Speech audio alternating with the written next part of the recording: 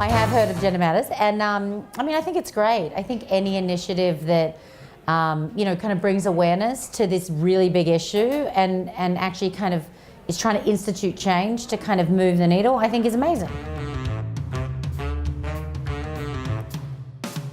In some ways, this is a great kind of program for people to look at. It would be quite difficult. We talked about programs like this at the think tank I was part of in LA.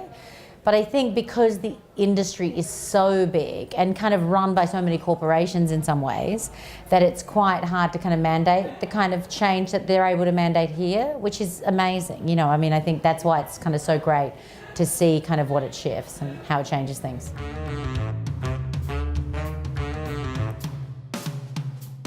I said this to Graham Mason, I was very surprised when I started looking into the kind of when Screen Australia published that study. I was quite surprised how bad the stats were in Australia, because I think because I grew up with so many female directors and grew up in Australia watching movies with the female directors, I didn't think that there was such a big problem here, I have to admit. So I was shocked that the statistics are better than the US, but they're still pretty bad.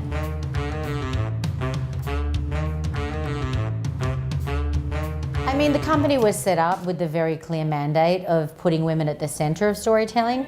I think as an extension to that, we've always tried to work with a lot of women behind the camera. But to be honest, the very initial mandate was, portraying more complex women on screen, which for me was one of the biggest areas we were deficit. Because for me, that has a big knock-on effect of how young women see themselves and what the possibilities are for them, not just in the film business, but in all businesses.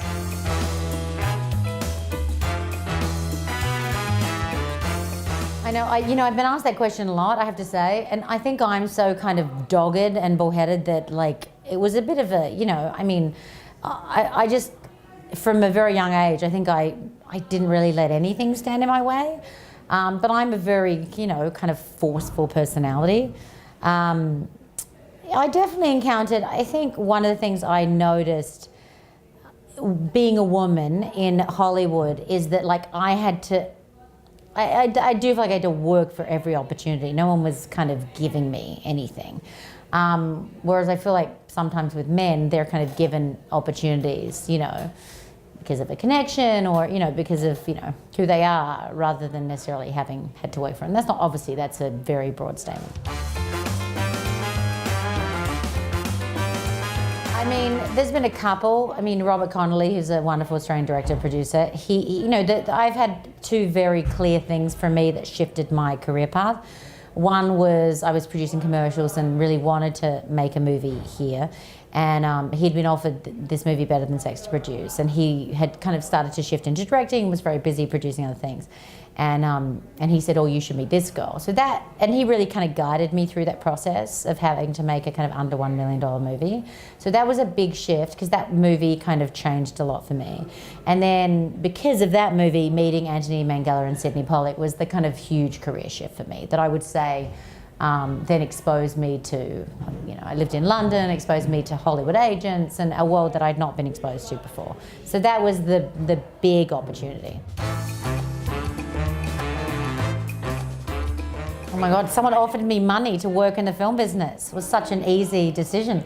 I didn't know you could get paid to work in the film business. I was just prepared to be a poor independent producer. And then someone offered me a job and I'm like, no, and obviously.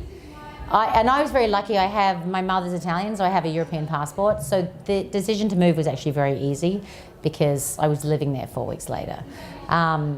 And I'd always seen myself, I'd never limited myself by which country I lived in. I've kind of always felt that I'd gonna go where the opportunity was.